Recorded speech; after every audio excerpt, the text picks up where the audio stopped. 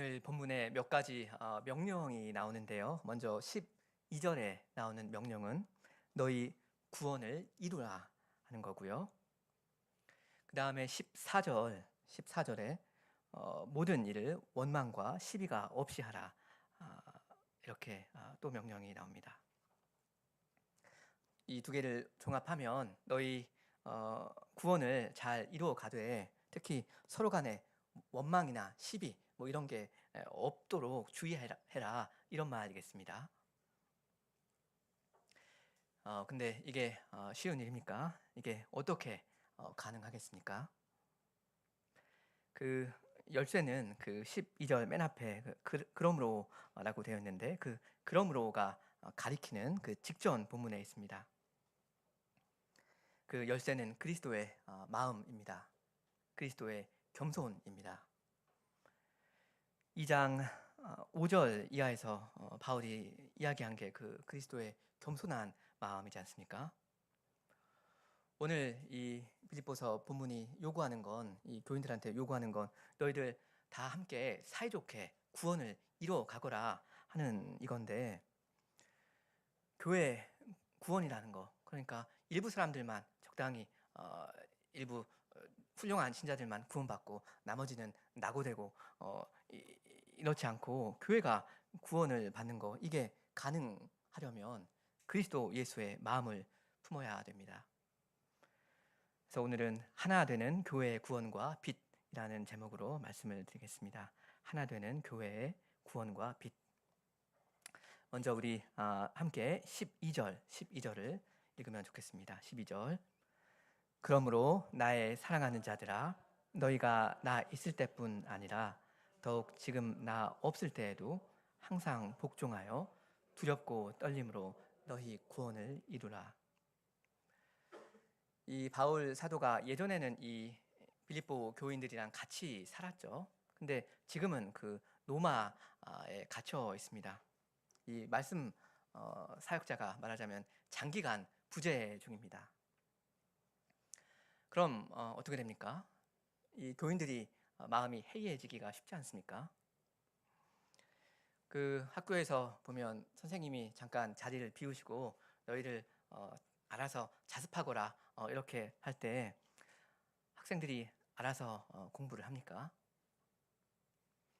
저 때는 일단 우리들끼리 망보는 애를 한 명을 딱 세워서 복도 저 코너에 딱 세워졌습니다. 그래서 복도를 이렇게 보고 있다가 선생님이 딱 보이면 조용히 달려와서 떴다 하면서 그때 책을 펼치고 그랬습니다.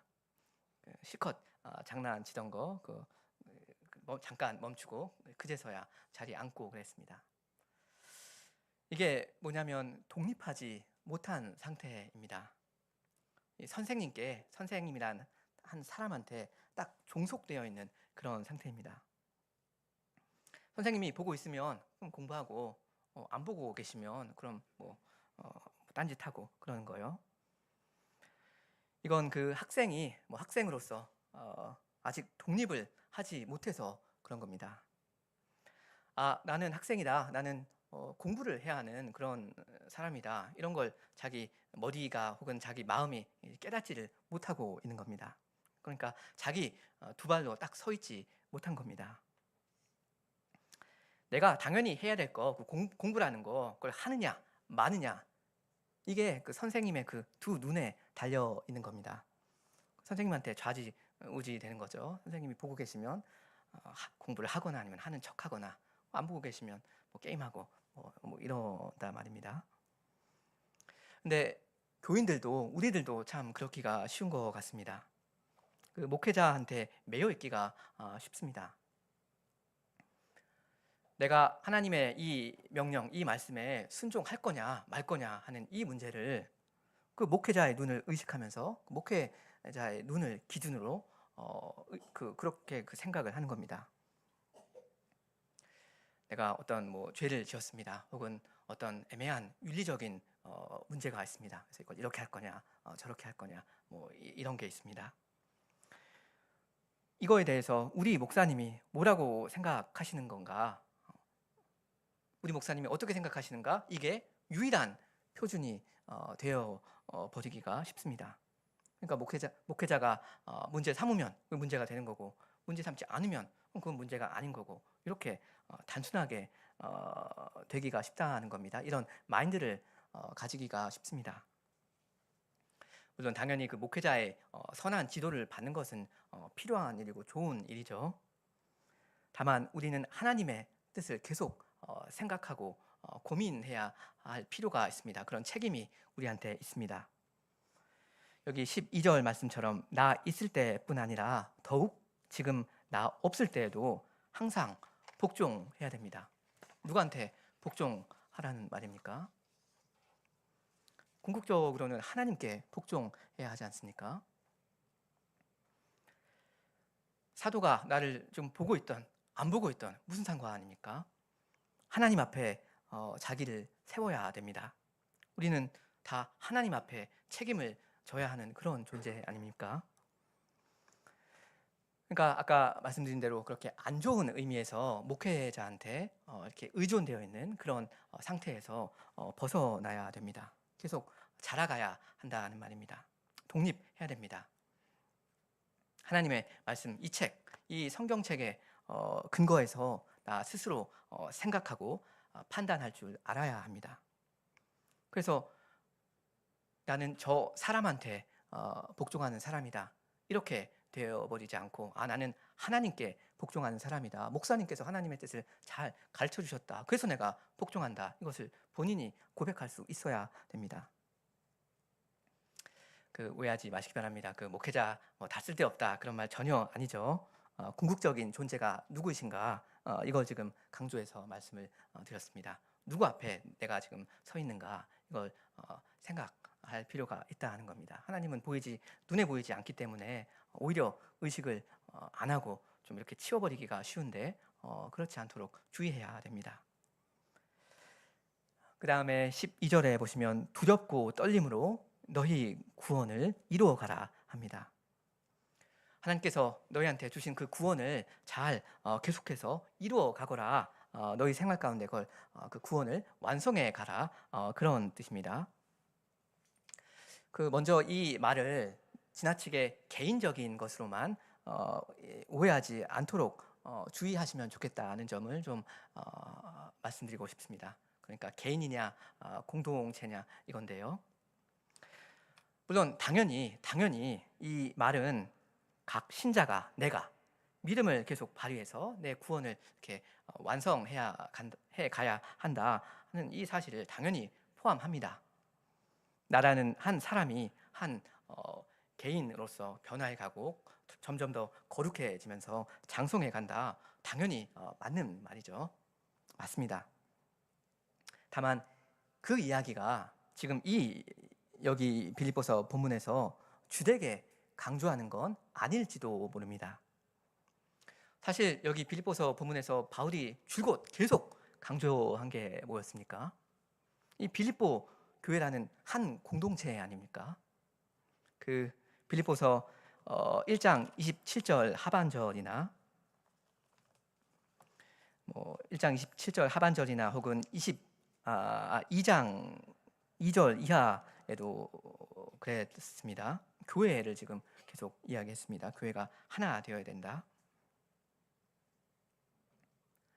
특히 지난 시간에는 제가 2장 5절에 나오는 너희 안에라는 너희 안에라는 말을 좀 이중 의미로 이해하면 좋겠다, 이렇게 말씀을 드렸습니다.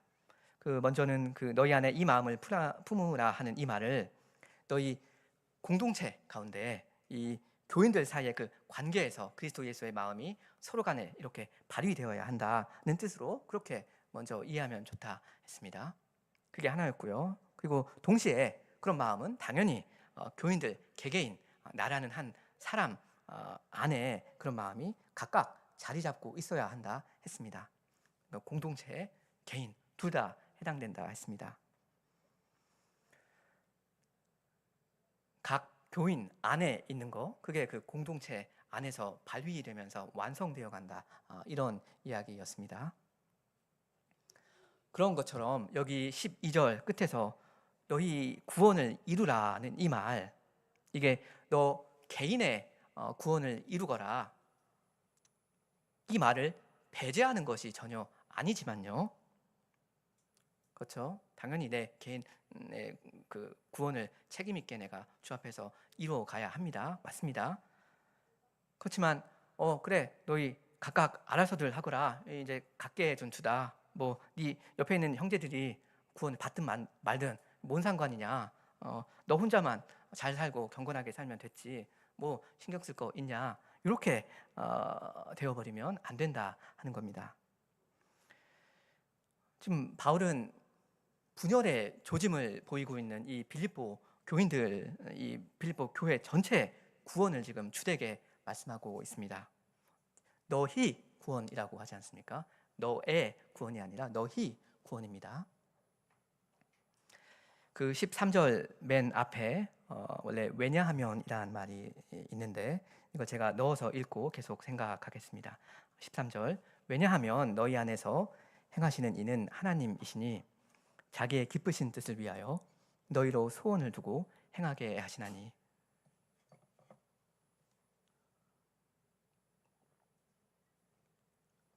여기에서도 계속 너희라고 복수로 이야기합니다. 계속 복수입니다. 그러니까 너희 안에서 행하신다, 여기 되어 있는데 13절에 너희 안에서 행하신다 하는 말을 너 개인의 마음속에서 각각 행하신다 이런 뜻으로 뭐 이해해도 되지만요, 그게 틀린 말이 아니지만 너희 가운데, 그러니까 빌립보 교회라는 공동체 가운데 혹은 광양개혁교회라는 공동체 가운데 하나님께서 행하시는 일이 있다, 이렇게 이해할 필요도 있습니다. 참고로 여기 행하신다는 말은 일하신다 혹은 사역을 하신다 뭐 그런 뜻이고요. 이 단어는 사실 12절 제일 끝에 이루라라는 단어랑 어근이 똑같습니다. 그 헬라어 단어에 그 어근이 있거든요. 그 중심 의미가 이제 공유되는 게 있다는 말입니다. 다시 말하면 12절과 13절이 아주 직결되는 겁니다. 그럼 이 12절과 이 13절이 어떻게 연결되는지가 중요한데 이 왜냐하면이라는 말을 넣어서 한번 읽어보겠습니다. 그 12절부터요. 두려움과 떨림으로 너희 구원을 잘 이루어 가거라. 왜냐하면 13절, 너희 안에서 행하시는 분은 다름 아닌 하나님이시니까 그렇다. 뭐 이런 이야기입니다. 여기 12절 끝에 너희 구원을 이루어 가거라 했는데 이게 무슨 로마교 사람들이나 주장할 만한 어떤 행위 구원 그런 걸 좀 이야기하는 것처럼 들리는 게 좀 사실입니다. 근데 분명히 그렇게 나와 있습니다. 너희의 구원을 이루어 가거라. 그리고 이루어 가라는 그 말, 그 중심에는 일이라는 말이 또 있거든요. 행위라는 말. 이게 분명히 하나님의 말씀이고 또 여러분한테 주시는 명령이거든요. 너희 구원, 너희가 이루어 가야 한다. 너희한테 책임이 있다. 이렇게 말씀하실 수 있는 근거는 13절에 나와 있습니다. 왜냐하면 바로 하나님께서 너희 안에서 지금 일을 하고 계시니까 그렇다. 하나님께서 지금 너희 안에 선한 소원을 일으키기도 하시고 그 소원대로 일을 하도록 하시지 않느냐. 그러니까 너희 구원, 너희가 이루어 갈 수 있다. 그리고 이루어 가야 한다. 열심히 하거라. 이렇게 말을 하는 겁니다. 하나님 앞에 너희가 딱 서서 할 일을 하거라, 이 말입니다. 성령 하나님께서 여러분 안에 소원을 일으켜 주십니다. 주님께서 계명들만 리스트로 이렇게 주시고 알아서 잘 순종하라 이거 아니죠. 성령께서 소원을 일으켜 주십니다. 하나님이 기뻐하시는 일들을 실제로 하고 싶어하는 그런 마음을 주십니다. 그런 마음이 만일 없다면 100가지 계명이 주어져도 그 손가락 하나 까딱 못하거든요. 실제로 사람이 거듭나기 전에는 뭐 그런 마음 자체가 아예 없지 않습니까?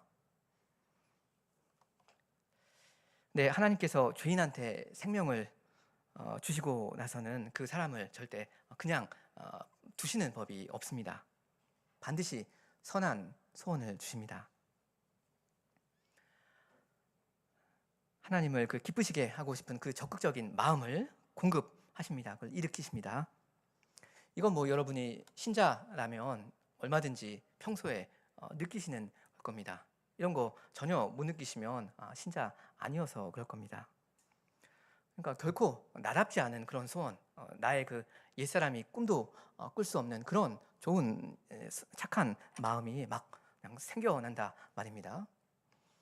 이건 그 자가 발전한 게 아니라 안에서 내가 이렇게 일궈오는 게 아니라 성령 하나님께서 하시는 일입니다.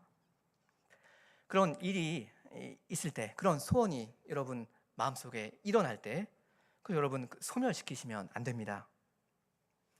그 소원을 소멸시켜 버리시면 그건 하나님을 소멸하는 겁니다. 성령은 하나님이시지 않습니까? 하나님을 소멸하는 거 큰일 날 일입니다. 사람이 어찌 감히 하나님을 소멸한다 말입니까? 그러니까 하나님을 믿는 사람들이라면 이런 사실들 앞에서 두려운 마음을 가져야 합니다. 떨림을 느껴야 됩니다. 삼위 하나님께서 우리 가운데 이런 큰 구원의 일을 하고 계시다는 걸 보고서 경외심을 가져야 마땅합니다. 말하자면 긴장감이 좀 있어야 합니다. 적어도 여러분이 어른이시라면 그래야 합니다. 아이들은 사실 어쩔 수 없지 않습니까? 우리 6살짜리 승민이한테 제가 가끔씩 그 밤에 그 파워 바이블이라고 그 만화 성경책을 조금씩 읽어주는데 그 10권까지 있는데 그 만화로 되어 있는 그 재밌는 성경책입니다. 거기 그 출애굽 그런 장면이 나옵니다. 이 애굽 사람들이 그 이스라엘 사람들을 막 채찍으로 때리면서 막 고생하고 그러는데 하나님께서 이 이스라엘 백성을 구원하시는 그런 장면이 나와요. 승민이는 그런 게 너무 그냥 재밌어요. 낄낄 웃으면서 이상한 질문하고 뭐 그렇습니다. 얼마 전에는 그 예수님께서 우리 죄에서 구원하신다. 원래 우리가 죽어야 되는데 십자가에서 우리 예수님께서 대신 죽으셨다. 그런 큰 구원의 일을 하신다. 이렇게 말해줬는데 이상한 질문하고 또 엉뚱한 거 이야기하면서 낄낄거립니다. 주로 그 그림에서 이거는 뭐예요, 아빠? 이거는 왜 이래요? 뭐 그런 걸 가지고 이야기를 해요. 진지함이 한 2% 부족한 겁니다. 우리 6살짜리 승민이한테는. 근데 뭐 아이들은 뭐 그렇다 치더라도 생각이 그렇게 가볍다 치더라도 우리들이 그러면 안 됩니다. 어른이라면 하나님께서 내 안에서 그리고 우리 안에서 우리 가운데 지금 하고 계시는 이 큰 구원의 일을 보면서 진지한 자세를 가질 필요가 있습니다. 물론 한편으로는 그 샘솟는 기쁨이 넘쳐나기도 하죠. 그래서 절로 그냥 웃음이 나오고 너무 행복하고 그렇습니다. 좋습니다. 근데 그게 뭐 낄낄거리기만 하는 그런 기쁨은 아니지 않습니까? 하나님께서 그 독생자를 정말로 내어주셨구나. 그 독생자께서 정말 자기 목숨을 다 바치셨구나. 죽는 데까지 복종하셨구나. 그리고 성령께서 우리 가운데 지금 이 구원의 일을 하고 계신다. 그 그리스도의 구속 사역을 우리한테 지금 이렇게 적용하고 계시지 않는가? 우리를 그 죄와 비참함 가운데서 건져내시고 있다. 이런 걸 두 눈으로 우리가 보면서 이런 걸 묵상할 때 그 느껴야 하는 그런 엄숙함이라는 게 있는 겁니다. 그런 엄숙한 마음, 그 두려움과 떨림이라는 거 이게 있다면 하나님의 말씀에 복종해야 됩니다. 난 지금 하나님의 그 구원을 받고 있거든요. 나뿐만 아니라 이 교회가 이 구원을 같이 받아가면서 어느 방향으로 가고 있거든요. 내가 말하자면 그 당사자인데, 말하자면 그 주인공인데, 내가 혹은 우리가 그 큰 일을, 그 위대한 일을 행여라도 그르칠까? 내가 행여라도 하나님의 성신을 소멸하지는 않을까 주의하고 긴장해야 됩니다. 하나님 앞에 아주 겸손히 살면서 자기를 다 바쳐야 합니다. 이게 개인적으로도 그렇지만 그래야 하지만 교회적으로 더더욱 그래야 합니다. 14절에 모든 일을 원망과 시비가 없이 하라 하지 않습니까? 불평하고 투덜거리고 뭐 다투고 따지는 거 뭐 이런 이야기인데 이거 지금 교회 이야기하는 겁니다. 빌립보 교회.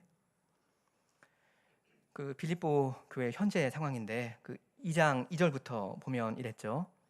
마음을 같이하여 같은 사랑을 가지고 뜻을 합하며 한 마음을 품어 아무 일에든지 다툼이나 허용으로 하지 말고 오직 겸손한 마음으로 각각 자기보다 남을 낮게 여기라고, 그러니까 남을 더 귀하고 나보다 높은 사람으로 여기라고 사도가 권면을 했습니다. 그러니까 이렇게 하지 못하는 그런 현실이 이 빌립보 교회 안에 있었던 겁니다. 우리는 여러분 어떻습니까? 우리 가운데 원망, 시비 이런 것 없습니까?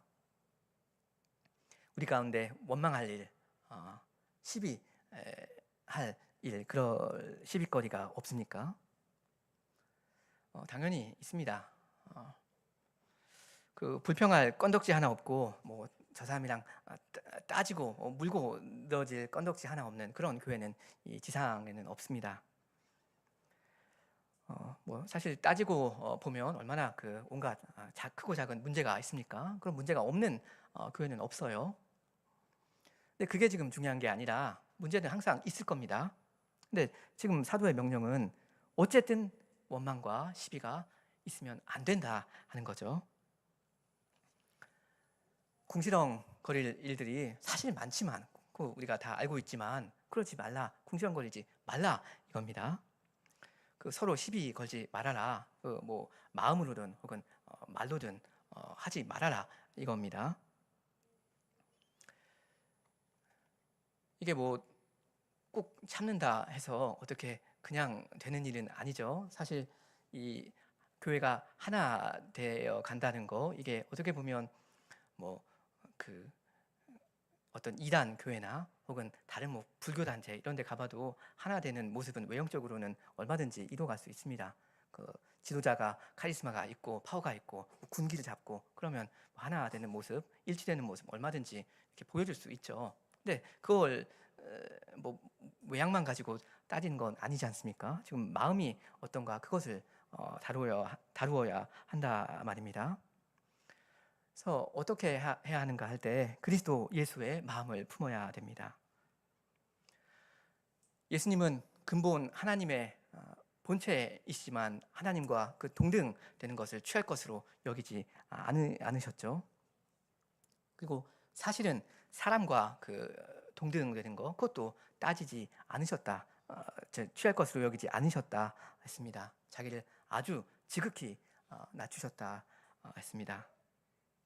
그러니까 여러분도 그 교우들 간의 이 관계에서 그 형제 자매들과 여러분 옆에 보이시는 이분들과 그 동등됨을 취할 것으로 여기시면 안 되겠습니다. 동등됨을 취하시면 안 됩니다. 얼마든지 주장해도 상관이 없지만 실제로 동등하니까요. 그렇지만 그걸 취하면 안 된다 이겁니다. 예수님께서 근본 하나님과 이 동급이신데 하나님보다 훨씬 더 낮은 사람의 자리로 내려오셨고, 사실은 사람과 이제 사람이 되셨으니까 사람 대 사람으로 동급이다 이렇게 하실 수도 있겠지만 사실은 사람 취급도 못 받으시면서 말하자면 동물 취급을, 짐승 취급을 받으셨다, 십자가에 내려가셨다 그러지 않았습니까? 그러니까 우리가 형제 자매를 볼 때마다 저 귀한 형제가 나보다 훨씬 존귀하다 이렇게 실제로 생각해야 됩니다. 말하자면 나는 저 귀한 형제 앞에 지렁이 다름없다, 나는 아무것도 아니다, 하찮다 이렇게 지극히 자기를 낮춰야 됩니다. 실제로 우리가 나는 저 형제보다 이렇게 절대적으로 낮은 존재다 이렇게 생각하면 어떻게 저 사람한테 원망을 하겠습니까? 나는 저 사람의 종의 위치에 있는데 감히 어떻게 시비를 걸겠습니까? 그럴 수 없습니다. 사실 어느 종교 단체나 어느 세상의 교회들이든 어떤 선한 일로 보이는 것들을 얼마든지 하기 마련인데 사회봉사도 하고 여러 가지 일을 하지 않습니까? 근데 결정적인 건 그 교인들의 마음입니다. 선행을 하기는 하되 교인들 간에 알게 모르게 투덜거리면서 할 수가 있지 않습니까? 얼마든지 그럴 수 있습니다. 네, 그거는 하나님께서 이루어 가시는 그 구원과는 거리가 멀게 했습니다. 혹시 사람들이 보기에는 저거 참 경건한 교회다, 좋다 이렇게 할지 모르겠는데 하나님께서는 마음을 보신다 말입니다. 원래 구원이라는 거 하나 되어 가는 거거든요. 하나님께서 이 나뉘어진 이 세상을 하나로 통일시켜 가는 거, 그리스도 안에 하나 되게 하시는 거, 이게 구원의 굉장히 중요한 요소라는 겁니다. 사실 궁시렁궁시렁 거리는 거 이거 누가 잘 한 거죠? 구약의 이스라엘 백성들이 잘 한 겁니다. 광야에서 보면 계속 궁시렁궁시렁 거리면서 뭐라고 하는데 그 사람들 어떻게 됐습니까? 광야에서 다 멸망했습니다. 그러니까 이 궁시렁 거린다는 거, 여기 원망이라는 말, 작은 죄가 아닙니다. 우리 15절 같이 읽겠습니다. 15절. 이는 너희가 흠이 없고 순전하여 어그러지고 거스리는 세대 가운데서 하나님의 흠 없는 자녀로 세상에서 그들 가운데 빛들로 나타내며. 이 세상, 이 세대 이야기를 하고 있죠. 이 세대는 기왕 어그러졌고 거스리는 세대입니다. 이 시대 자체가 그냥 전부 다 삐뚤어지고 뒤틀려 있다 이거죠. 이 세상에 이 세상이 부패하고 악하다, 이건 변수는 아닙니다. 원래 그런 겁니다. 그건 자연스러운 일이고요. 늘 그래왔고 앞으로도 그럴 겁니다. 그 변수가 있다면 그건 교회입니다. 우리들이죠. 우리 교회가 이 어두운 세상 가운데 이 세상으로부터 차별화된 거룩한 교회로 서 있을 거냐, 아니면 이것도 아니고 저것도 아닌 애매한 종교 단체로 애매하게 서 있을 거냐, 이게 우리한테 달려 있는 겁니다. 너희는 세상의 빛이라 하시면서 너희 빛을 사람 앞에 비추거라 하신 거 예수님의 명령인데, 오늘 그 본문에 따르면 거기에 중요한 변수가 교회의 하나됨입니다. 교회는 세상에 빛을 발하야 하는 그런 빛인데, 거기에 중요한 핵심 되는 게 뭐냐면 교회가 하나 되어야 한다는 겁니다. 다시 말하면 교인들 사이에 원망과 시비가 없어야 한다는 겁니다. 물론 그 교회 통일이 전부다 이건 아닙니다. 그렇지만 교회가 흠없고 순전한 이런 모습을 갖춰 가는데 하나됨, 이게 얼마나 중요한 건지 두말할 필요가 없겠습니다. 결국 하나님의 하시는 그 큰 구원의 일이 뭡니까? 하나 되게 하신 겁니다. 하나님께서는 하나님과 우리 죄인들을 화목하게 하시고, 또 죄인과 죄인 사이 이 원수되는 것들을 화목하게 하시잖아요.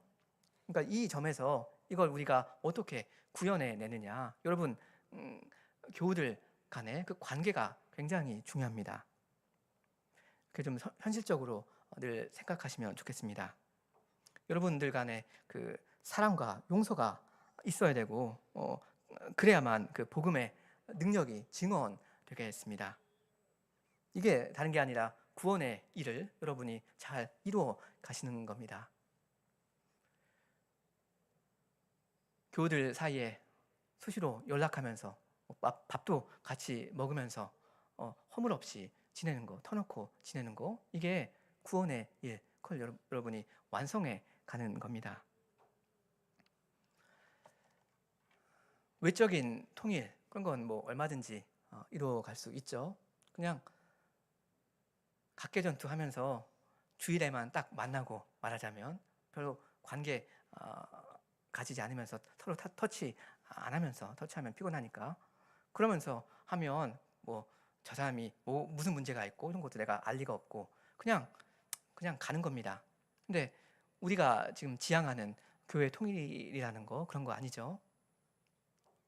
서로의 사랑의 관계가 실제로 있는 이 가운데서, 그러므로 내가 저 사람의 흠이 뭐고 저 사람의 죄가 뭐고 어떤 잘못을 했으며 그런 걸 내가 다 모르지 않는 그런 상황에서 하나가 되어 가야 한다 이거지 않습니까?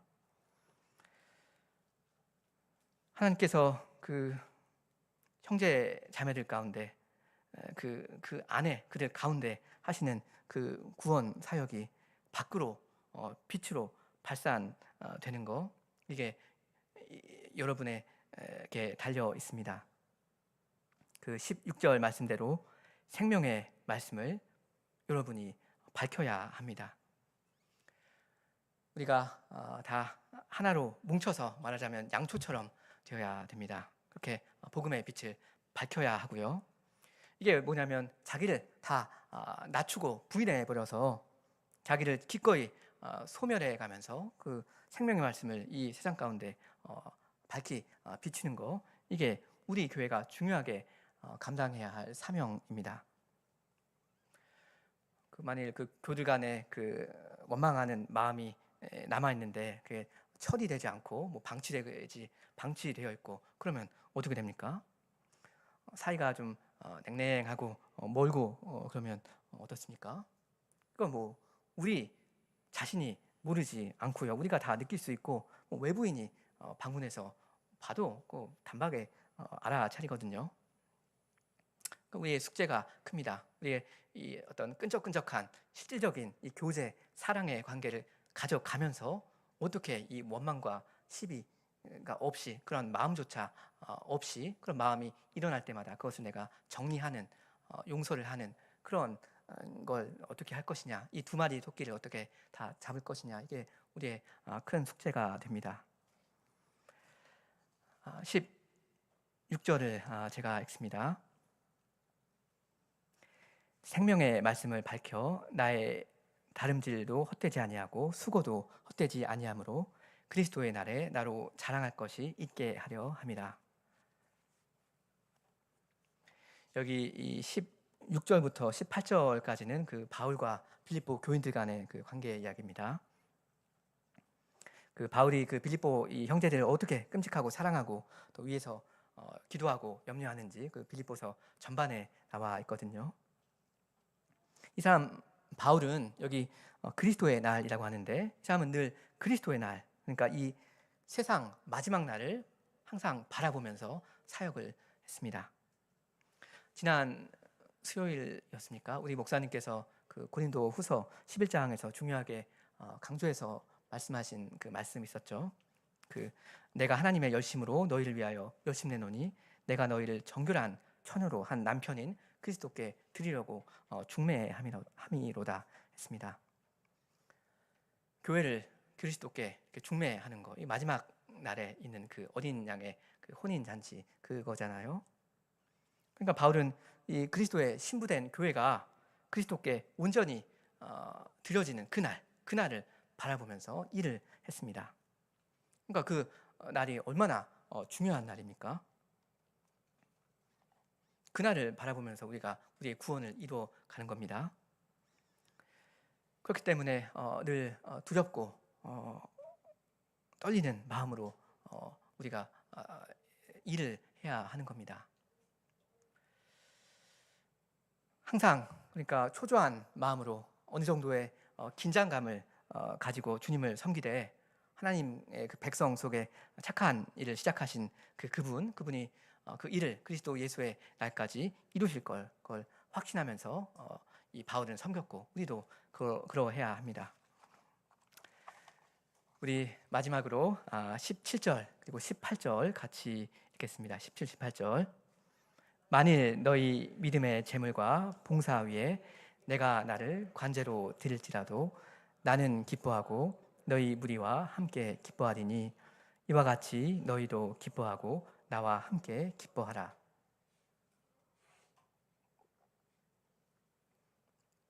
그 관제라는 건 이렇게 부어서 드리는 제사죠. 그 바울은 그 빌립보 교인들의 믿음의 제물과 그 제사와 봉사 위에 자기를 비워서 드렸습니다. 자기 생명을 그렇게 바친다 그 이야기인데, 이건 그 예수님의 모범을 따른 거죠. 그 2장 7절에 예수님께서 오히려 자기를 비우셨다 하지 않습니까? 그래서 예수님께서 자기를 비우셨으니까 바울도 예수님을 따라서 이 교회를 위해 자기를 다 쏟아 부은 겁니다. 자기를 비운다는 거, 낮춘다는 거, 부인한다는 거, 교회를 위해서 하는 거죠. 그러면서 이 바울 사도 어떤 자세를 가졌습니까? 궁시렁거렸습니까? 원망하고 뭐 비난하고 그랬습니까? 나는 그 위대한 사도인데 내가 왜 고작 너희 같은 하찮은 사람들 때문에 이 고생을 해야 하냐? 내가 왜 이렇게 내 목숨을 바쳐야 하냐? 뭐 이렇게 따지고 들지 않죠. 바울은 이 사람은 기쁘게 기꺼이 자기를 비워 드립니다. 그 17절에 그 너희 믿음의 재물과 봉사 위에 나를 부어 드린다 하죠. 이 약간 비유적인 표현인데, 그림인데, 너희의 믿음의 재물, 그 제사와 그 봉사 위에 나를 관제로 부어드린다. 그러니까 이 사역자와 이 회중이 이렇게 함께 섞이는 겁니다. 사역자는 자기를 부어드리고 남는 게 없고, 이 사람들은 재물로 불타서 없어져 버리고 피차간에 고생하고 죽어가면서 고난을 받으면서 이렇게 함께 하는 거죠. 그리고 18절을 보면 그 기쁨을 다 공유하기를 원하고 있죠. 이 빌립보 사람들 그 상황이 녹록지 않았잖아요. 바울도 지금 감옥에 갇혀서 고생 중입니다. 근데 이런 가운데 함께 기쁨이 있는 겁니다. 교회가 하나 되는 거, 우리가 하나 될 수 있는 거, 이런 겁니다. 우리가 다 개성이 있는 사람들이고 다 다른 사람이기 때문에 우리가 다 의견 일치를 보고 뭐 그럴 수는 없습니다. 그럴 필요도 없고요. 모든 자질구레한 일에서 생각이 다 같고 그럴 필요는 없거든요. 그건 물리적으로 사실 불가능하고. 근데 관건은 우리가 어떻게 원망과 시비 없이, 그런 마음조차 없이, 혹은 그 마음이 일어날 때 그 마음을 정리해 가면서 그때그때 처리해 가면서 나아갈 것인가, 어떻게 우리가 우리의 하나님의 그 구원의 일을 우리가 완성해 갈 것인가, 이게 관건이겠습니다. 결국 그 그리스도의 마음을 품음으로써 우리는 하나가 될 수 있습니다. 자기를 낮춤으로 서로를 높이는 거, 이겁니다. 너가 나한테 맞춰줘라, 이거 아니죠. 내가 서로한테, 저 형제를 위해서 내가 저 사람한테 맞춰주는 겁니다. 어떻게 맞추냐면 나를 낮춤으로써 자기 비하로 이렇게 저 사람한테 맞춰주는 겁니다. 그렇게 할 때 교회에 평화가 있고, 그렇게 할 때 복음 전파에 힘이 있을 겁니다. 그러니까 여러분, 그 그리스도의 마음을 품는 일에 더 주께 은혜를 구하면서 힘을 쓰시기 바랍니다. 아멘.